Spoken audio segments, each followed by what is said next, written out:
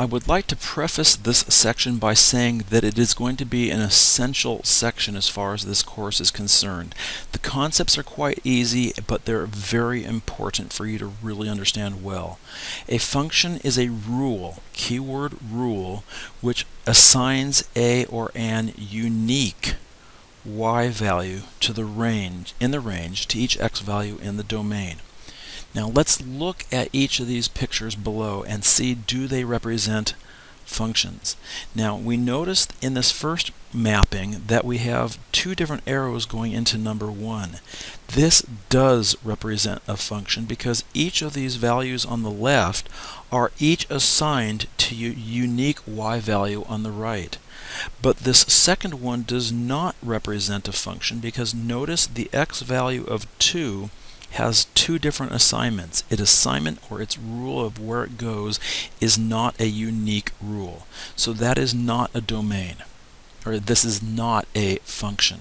In this next case here, which just consists of a set of points, we look at the x values 1, 2, 5, and -9, and we see that there are no repeat x values, so each one has a unique assignment, and so yes, this represents a function.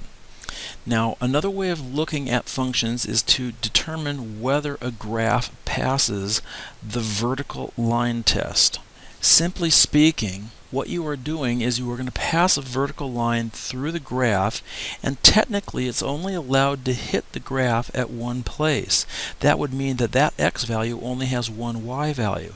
In this first graph here, you can see that this x value that we're looking at has two different y values, so that is not a function. This second graph, no matter how you draw a vertical line, it's only going to hit one point at a time, and so yes, each x value has a unique y value, and that does represent a function. In this third graph, each x value only has one y value, so yes, it is a function. But we can see right off the bat that this y-axis hits the graph in 3 places in this fourth graph, so no, it does not represent a function because it can only hit at one point at a time. Now we have special notation for functions, and we see this f parentheses x close parentheses, and that is pronounced f of x. And anytime you see this f of x notation, you can replace it with y. For example, if you see f of x is equal to 3x minus 11, you can just change that f of x into a y equals 3x minus 11. Now you ask why we would even want this notation? Well, as you will see, there is quite a reason that you can see both input and output values. You can have multiple functions with different names when you use this notation. Now, sometimes we have, instead of f of x, f of a number. What does this mean? Well, this one means the function f, that's given by the letter that we're using here, comma, evaluated at, now that's going to then tell us the x value, so this will be x equal 2 equals 3. This is basically the same as having an xy chart saying that 2 is the input and 3 is the output. But the advantage is we know that the function's name is f, and if we have more than one function or graph that we're dealing with at one time, we can have multiple evaluations in one place. Here we have 3 different functions given to us, and we're being asked to evaluate some functions. G of -3 means find the value of function g when -3 is substituted in for x. Now we see that function g is 5x plus 7. That means 5 times the input value plus 7, and we will have 5 times -3 plus 7, which will be -15 plus 7, which will be -8, and that would be the value of g of -3. We could write g of -3 equals -8 if we so wished. Now, let's find h of 10. That means substitute 10 in for x up here in function h. We would have 1/2 times 10 minus 4, Well, 1/2 of 10 is 5, minus 4 is then equal to 1, and that would be h of 10. To evaluate f of -3, we substitute -3 in for x, and so that would be 2 times -3 squared plus 3. That's 2 times 9, 18 plus 3, which equals 21.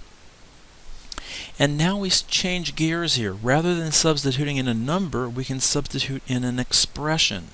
Recall from up above that g of x is equal to 5x plus 7, or 5 times input plus 7. If we're substituting in x plus 1, we're going to have, in this case, 5 times x plus 1 plus 7, which we can simplify as 5x plus 5 plus 7, which is 5x plus 12. So we're not always substituting in just numbers. Sometimes we're substituting in expressions. For problem 5, we're substituting in the variable w. So 2x squared plus 3 becomes 2w squared plus 3, where the w is changed out for the x. Now I've got kind of a joke here in number 6, but it works. G of copyright symbol. Well, that will be 5 times copyright symbol plus 7. Why not? It's kind of fun and it works.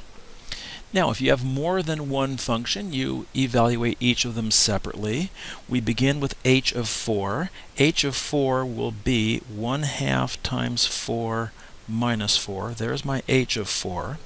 And then I want to subtract f of 1, which will be 2 times 1 squared plus 3. So I have 1/2 times 4, that's 2 minus 4, making -2. There's the first expression, minus 2 times 1 squared, that's 2 plus 3, which is going to be 5.